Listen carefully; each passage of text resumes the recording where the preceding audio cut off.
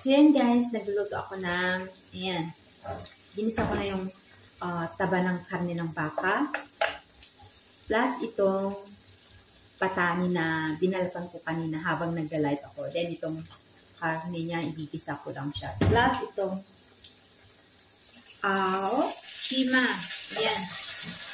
Niragdagan natin.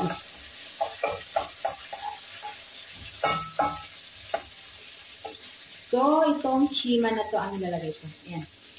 Dahon ng chima. Instead na yung mga ampalaya, yung mga gulay na talbos ng upo pero wala dito. So, itong chima ang ano ko.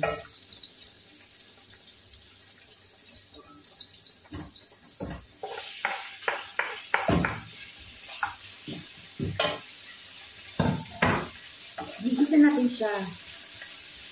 Then, after that, pagluto na yung patani ito, ilalagay natin dito.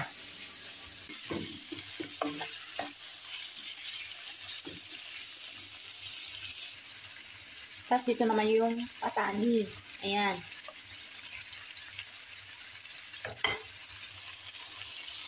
Plus itong karne ng baka. And then itong chima. Ayan.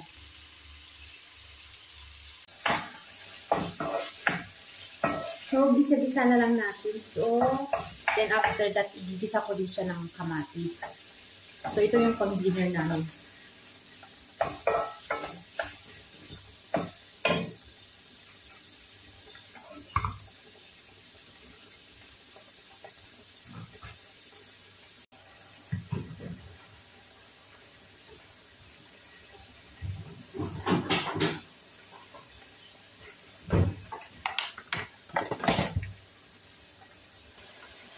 So, medyo sira na siya. Kailangan kong tanggalin.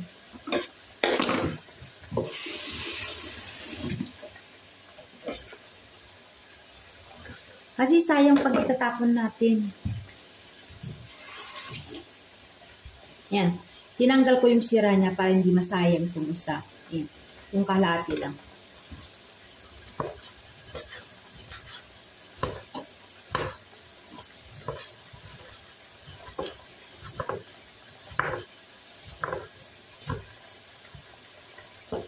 Then, igigisa ko to sa karne.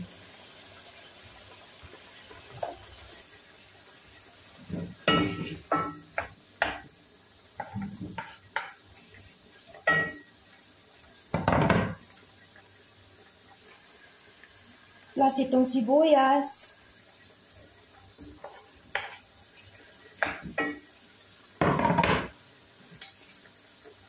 Tapos maglalagay na tayo ng rice.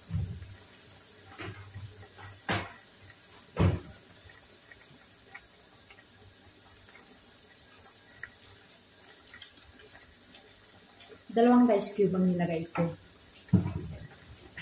Tapos, lalagay tayo ng asin.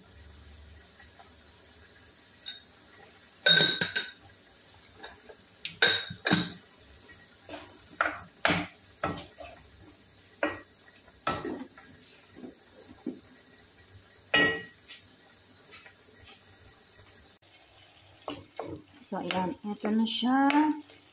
Gisa-gisa lang natin. Then, habang hinintay natin yung, ayan, yung boiled na patani. Tapos ito.